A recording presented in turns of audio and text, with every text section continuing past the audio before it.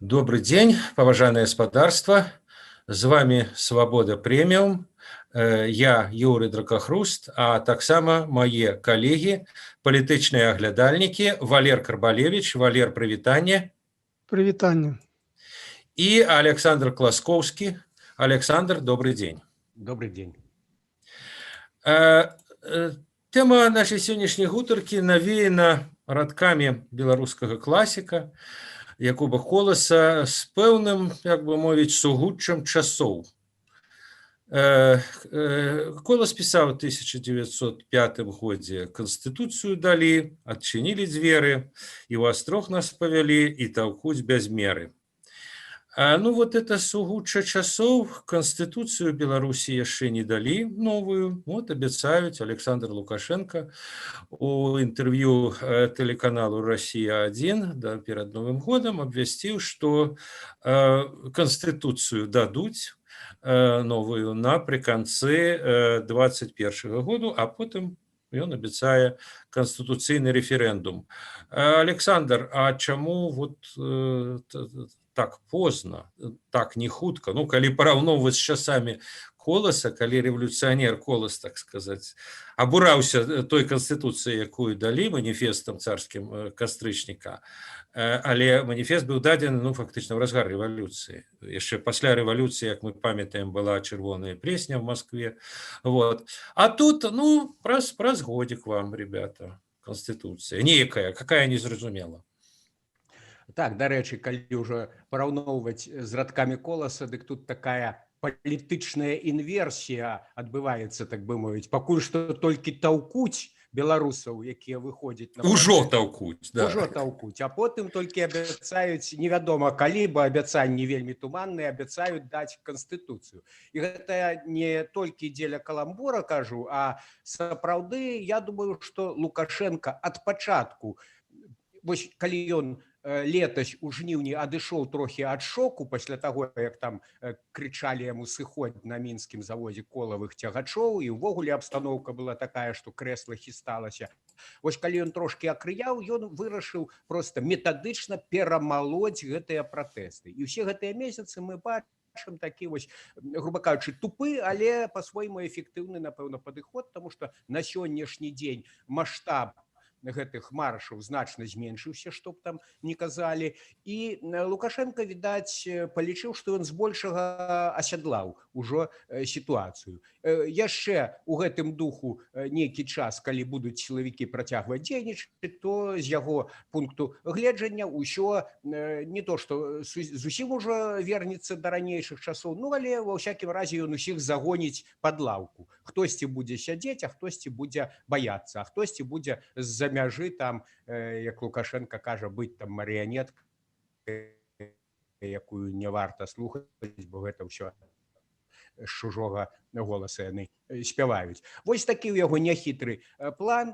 І ведаеце, цяпер вось гэта тады у жніўні, там у верасні, калі яны ў Сочы сустракаліся з Пуціным, дык тады, канешне, у Лукашэнкі яшчэ нешта трымцела ўнутры, і ён жа сам кінуўся да Крамля прасіць дапамогі, і таму трэба было, натуральна, нешта паабяцаць. Вось тады, відаць, была паабяцана гэта канстытуцыйная рэформа. Прычым там не відаць, і абмалёўваліся тэрміны, як я разумею, ўжо сёлета гэта ўсё павінна было поўным ходам ва всю мощь, калі казаць мемам, ісці. Але, як мы бачым, Лукашенко з таго часу узважыў, паглядзеў і вырашыў, што трэба, зноў жа, гэта не хітрая, але эфектыўная тактыка, якую ён неаднойчы скарыстоўваў у так званай братняй інтэграцыі, проста цягнуць рэзіну колькі можна. Цяпер дык ён думае, а на чорта мне, напэўна, ён так думае, на чорта мне ўвогуле нейкая рэформа, нейкі гэты транзіт. Александр, а калі вы, дарэчы, звярнулі ўвагу, там як бы яшчэ ёсць такое, ён сказаў у гэтым інтэрв'ю, а там народ ухваліць, а можа і не, Канстытуцыю.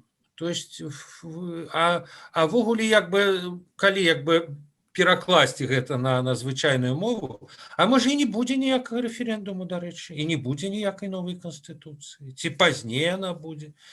Бо, ну, магчыма, это просто фигура речи, что народ вырашит. А может быть таки намек, что я не обещаю, я не сказал на 100%, что Конституция будет. Абсолютно, абсолютно. Дарэчы, вось некаторыя медыярэсурсы учора паспяшаліся, на мой погляд, даць загалоўкі кшталту Лукашенко паабяцаў там праект новай канстытуцыі до конца года. Нічога ён такога не абяцаў.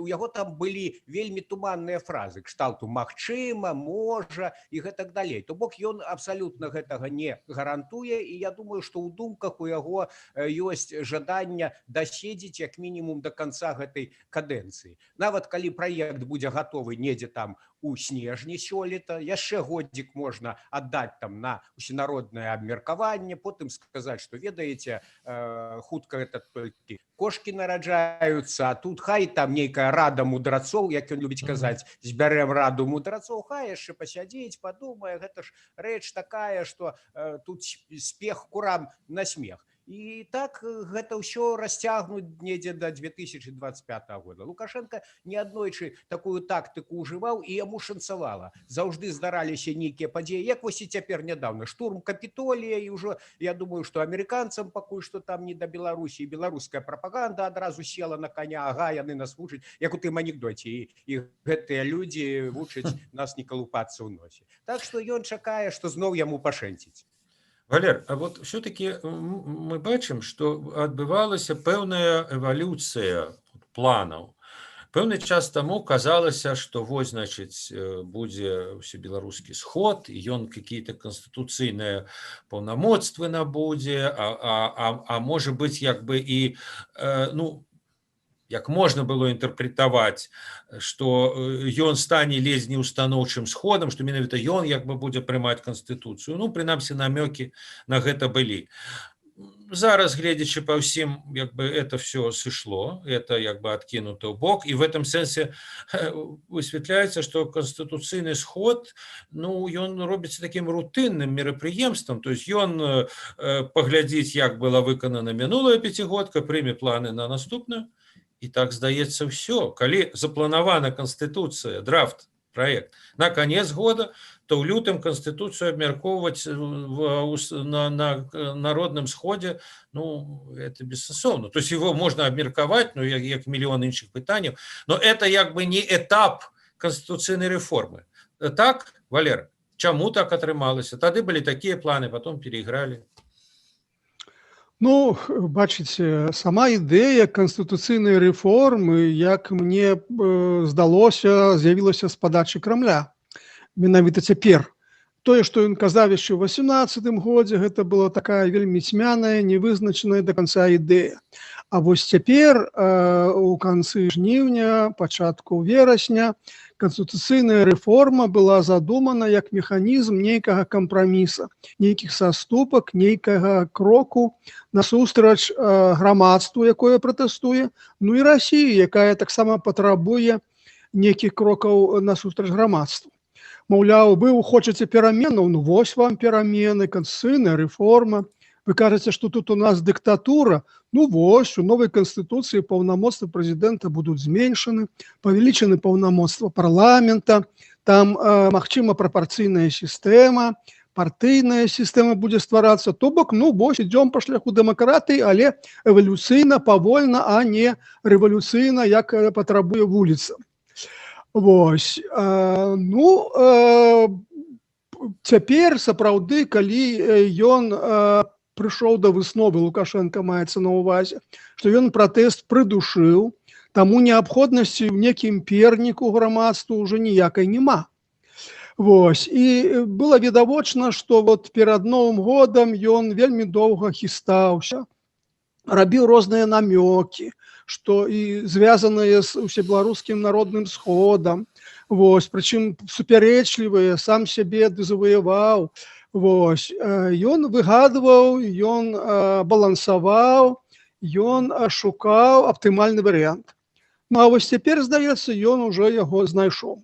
То бок, усебеларускі народны сход – гэта толькі дзеля прыняцця планаў пяцігодкі, то бок такая руціна, нікому не патрэбная, нікому не цікавая, і таму я не думаю, што нават гэты сход будзе некага раздражняць.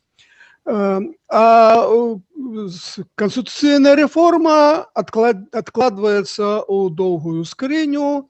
Сапраўды, я згодзін з тым, што сказаў Класкоўскі, што вось гэта, так сказаць, такі графік, які будзе расцягнуты да 25-го года, калі заканчваецца цяперашняя кадэнцыя Александра Лукашэнкі.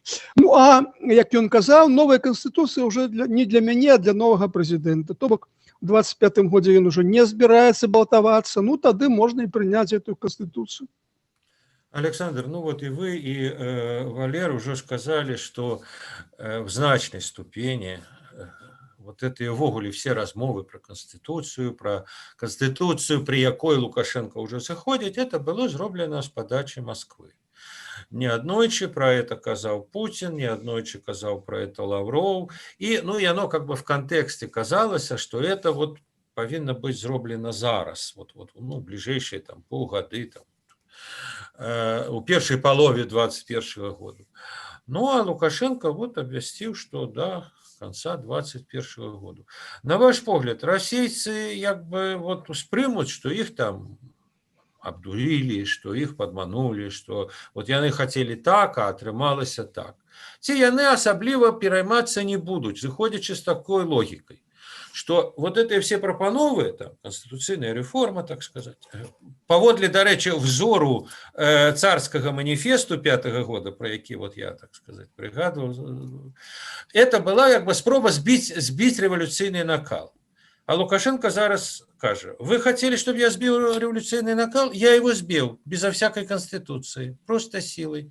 А тому, навошта ваши патрабаванні, чему я повинен? То есть, вот на ваш погляд, там Путин, он вельми, як бы, так сказать, будет засмучены, что да, вот я ж казал, что конституционную реформу, а вот они не робят. Ці он скажет: ну да, ну коли вы подавили безо всяких реформ, ну окей, так сказать, у нас нема до вас претензий. Так? Па-першае, відавочна, што Москва ўсё ж такі хацела б, каб тут нейкі быў запушчаны, так бы мовіць, канстытуцыйны працэс, а яшчэ лепей ўсё ж такі працэс транзіту ўлады, таму што, ну, толькі лянівы аглядальнік не сказаў, што Лукашенко, страціўшы значную частку сваёй легітымнасці, стаў занадта таксічным партнёрам для Москвы, ўжо нават тую самую паглыбленую інтэграцыю з ім рызыкоўна падпісваць, бо адразу і Захад скажа, што вы з нелегітымным падпісалі, любая новая ўлада адразу гэта ўсё выкіне ў сметніцу, скажа, што гэта юрыдычна нікчэмныя рэчы. Для мяне было паказальна, што нават у сваім калядным інтэрв'ю мітрапаліт, патрыярх, прабачце, Кірыла, і той узяўся за палітычную тэму і пачаў так мякка ўшчуваць беларускае кіраўніцтва, маўляў, нельга ўдоў в братскай Беларусі. Вось, таму гэта відавочна, калі ўжо патрыярх Кірыл на гэтую тэму загаварыў, а ён відавочна адчувае палітычныя інтэнцыі крамлёўскія, то гэта сімптаматычна. Гэта з аднаго боку. А з іншага боку, ну, паморшчыцца там у Крамлі, але што яны зробяць?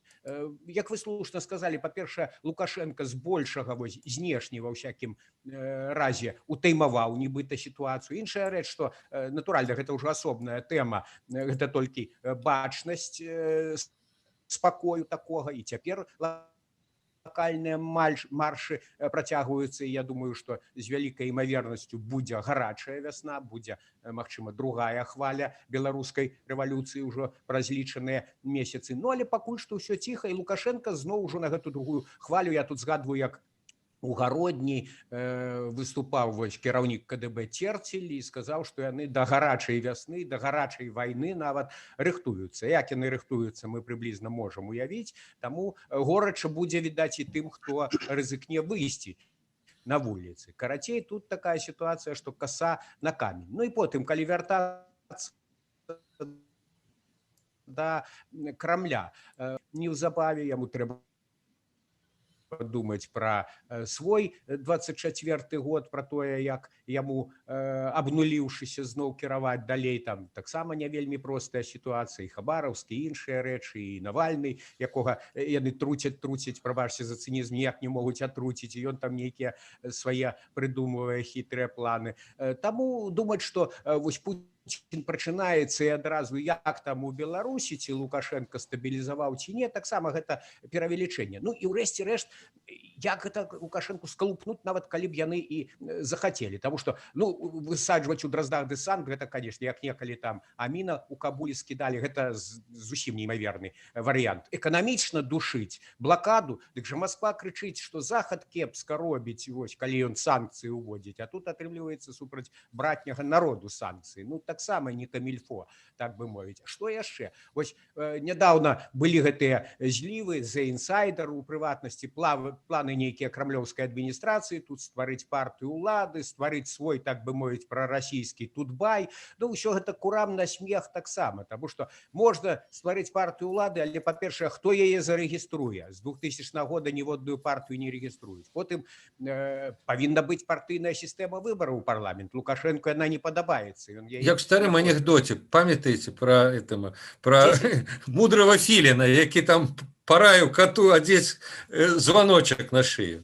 А як адзець? Вы меня не грузіце тактыкай, я стратэгіяй займаюся. Так. Ці яшчэ адзін анекдот, чаму там не стрэлілі гарматы салюту не было. 10 ёсць прычын. Першае, не было снарадаў. Далей трэба... Так і тут. Няма ў Беларусі выбараў, вось. Таму якая там прарасійская партыя, якая там фракцыя ў парламенце, калі ўсё тут на корані, мы ж бачылі мінулую выбарчую кампанію. Усіх, хто не падабаецца ў турму, усім, хто не падабаецца ў каршэнь, і вось уся палітыка ў Беларусі. Таму Масква асабліва тут нічога не можа зрабіць. І адцоўваць Пуціну ўсе справы ў бок і тут ваяваць з Лукашэнкам за тое, што ён не выконвае канстытуцыйную рэформу, ну, гэта не тая сітуацыя. Тым болей, што сапраўднай жа дэмакратыі, сапраўднага дыялогу з народам Масква і не патрабуе. Там такі самы аўтарытарны рэжым. Там яны самі нават не рэферэндум па канстытуцыі, а пытанне, там жа ўсе смяяліся, як у палатках, на пеньках галасавалі. Таму яны яшчэ тыя вялікія дэмакраты. І тут казаць, што ты, браце Лукашенко, не дацягваеш па частцы дэмакратыі, ну, гэта таксама смешна, бо абое рабое. Валер, на ваш погляд, вот што будзе рабіць апазіцыя, што будзе рабіць пратэст у адказ вот на такі план? Ну, в прынцыпе, рыхтаваўся нейкі план, як мы ведаем, адносна ўсебеларускага сходу, у разліку на тое, што ён будзе прымаць какие-то конституцыйныя рашэнні. Ну, вот былі заявы, што ўсе чальцы, значит, этого ўсебеларускага сходу будуць абвешчаны невыязнымі, што Захад, так сказать, вядзе супраць іх санкцыі. Былі агучаны планы, наколькі я ведаю, нават два праекты, як бы альтэрнатыўных сходаў, там зборы подпісаў, там вылучэнне дэлегатаў, але зараз так выглядае, што як бы это, ну, вот это не контрудар, потому что сход нічога не будзе вырашаць. Ну, прыме новую пяцігодку. Ну, альтэрнатыўны сход што будзе? Альтэрнатыўныя планы на пяцігодку прымаць. То есть вот супраць таго плану, які Лукашенко агучыў, а менавіта на канцы года Конституцыі і рэферэндум можна так меркаваць ці напрыканцы году, ці ўжо ў наступным годзе, ў 22-м. На гэта што можна было б зрабіць, што, магчыма, уже какие-то планы, ну вот Тихановская агучыла план, што рэферэндум павінен быць раней, і рэферэндум павінен быць як бы без Лукашэнкі. Ну, а в больш таком конструктыўным плане, практычным па кроках, што можа быць, ужо робіцца? Ну, я б хацеў звярнуць увагу, што сама, вот яшчэ раз падкрэсліваю, ідэя канстытуцыйнай рэформы павінна была быць механізмам, які павінен збіць вось гэты пратэсны патэнцыял на вуліцы. І калі казаць пра тое, што адбывалася восенню, то гэта ідэя не спрацавала. Пратэсты адбываліся, пратэсты былі масавыя, і на гэтую трэскатню пра канстытуцыйную рэформу пратэстоўтуючая вуліца ніякай увагі не звяртала. Я вас перепыню, Валер. Не только они, Ну и, умовно кажучи, такие персонажи, как Конопатская, как Дмитриев, как, скажем, там Менский Диалог, нават яны в эту гульню не гуляли, не стали гулять. Один Воскресенский, так сказать. Да і то Воскресенскі, калі б ўлада хацела як бы нагрузіць гэты праект Воскресенскага некім зместам, то яна парабіла нешта больш сур'ёзнае. Таму што калі там на круглы стол прыходзяць 4 чалавека, гэта кажа пра тое, што гэты праект для ўлады нават не цікавы. Дык вось, фактычна гэтая дымавая заслона, гэта аперацыя прыкрыцця не ўдалася. Калі казаць пра тое, што адбывалася вясной. І апазіцыя, калі так можна казаць пра апазіцыю, хаця я б казаў, што канфлікт не паміж уладай, а апазіцыя паміж уладай і народам. Так от, пратэстуючы цэнтры, так сказаць, якія спрабуюць уплываць на пратэст, звярнулі ўвагу на гэтую ідэю Канстытуцыю толькі тады, калі пратэст пачаў паціху, так сказаць, змяншаць свой маштаб. І вось тады ўжо сталі гаварыць, а што там будзе на ўсебеларускім народным сходзе, ці варта прыўрочыць гэтаму сходу некія масавыя акцыі, каб не дапусціць там прыняцця новай Канстытуцыі. Вось працуе Канстытуцыйная камісія на чале з Мячеславам Грыбам і Анатоліем Лябедзькам, якія рыхтуюць свой варыянт Канстытуцыі. Вось сапраўды там некія інтэрнэт-платформы спрабуюць стварыць, вось альтэрнатыўныя і так далей, і так далей. Я думаю, што галоўная альтэрнатыва праекту ўлады гэта вулічны пратэст. Ніякіх іншых сур'ёзных варыянтаў, якія б уплывалі на палітычныя працэсы ў Беларусі, не існуе. Таму што усе гэтыя спробы, так сказаць, дэзавуяваць гэты сход, стварыць некую альтэрнатыву, гэта некая такая, мне падаецца, гульня не надта сур'ёзная. Тым больш, што цяпер усебеларускі народны сход увогуле гэта пустое мерапрыемства, на якое мала цікава не толькі пратэстуючым грамадству, але, мне здаецца, і самой уладзе. Александр, і вам тое ж пытанне, можа вы ведаеце, можа какие-то планы, паколькі высветлілася, што всебеларускі сход это нічога, а што дзень, як кажуць у войску, час Ч, гадзіна Ч, она адносіцца на, фактычна праз год. То што, ці так далёка беларуская апозіцыя не плануе, і это і складана, потому что мы не ведаем, і яны не ведаюць, якая, скажем, будзе грамадская тэмпература. Ці можа какие-то планы у них, хотя б тэарэтычна некія намёткі, што рабіць ёсць? Я нейкіх сакрэтаў не ведаю гэтых апанентаў Лукашэнкі, але пакуль што калі вонкава меркаваць, мне здаецца, што зацягнуўся такі рэвалюцыйна-рамантычны і дэкларатыўны перыяд. Вось сапраўды Лукашенко дае гэта інтэрв'ю, нейкія вельмі важныя кажа рэчы, што мы бачым у адказ? Чарговую такую палымяную рэвалюцыйную дэкларацыю, што павінен, мадальнасць якая, павінен прайсці рэферэндум раней па новай Канстытуцыі і без Лукашэнкі. Усё добра, выдатна, формула такая бездакорная, акрамя аднаго пытання, куды вы падзенеце Лукашэнку? Вось на гэта пытанне у апанентаў няма адказу, і мне здаецца, што яны цяпер знаходзяцца ў пэўным канцэптуальным такім крызісе. І ўсё ж такі, кладучы руку на сэрца, ужо мы бачым, што там некалькі цэнтраў, якія працуюць, хоць яны кожны раз дэкларуюць нейкае там адзінства, каардынацыю, насамрэч адчуванне такое, што ўсё ж такі часта хто ў лес, хто пад дровы. Я вось слухаў інтэрв'ю, напрыклад, Халезіна, які займаецца пытаннем санкцый. У яго такое ўражанне, што гэта ўжо ператвараецца ў нейкі бедлам. І калі ў тым жа Брусэлі 25 чалавек з розных бакоў тыцкаюць свае спісы санкцый, у кожная свая матывацыя, дык там і гэтыя брусельскія чыноўнікі ўжо хапаюцца за галаву. Гэта ўжо трошкі іншая тэма, але я пра тое, што спазняецца беларуская апазіцыя, наколькі я я ведаю, тая ж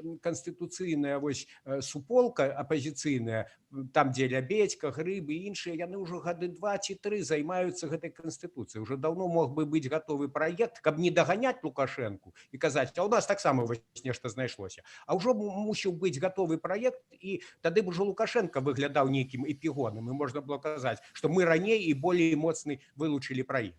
Вось такім чынам, мне здаецца, варта было дзейнічаць. Тут ўсё ж такі апаненты Лукашэнкі страчваюць час і не прапануюць нейкай выразнай альтэрнатывы, нейкага выразнага плана, які б выглядаў менавіта працоўным, а не такім рэвалюцыйна-дэкларацыйным.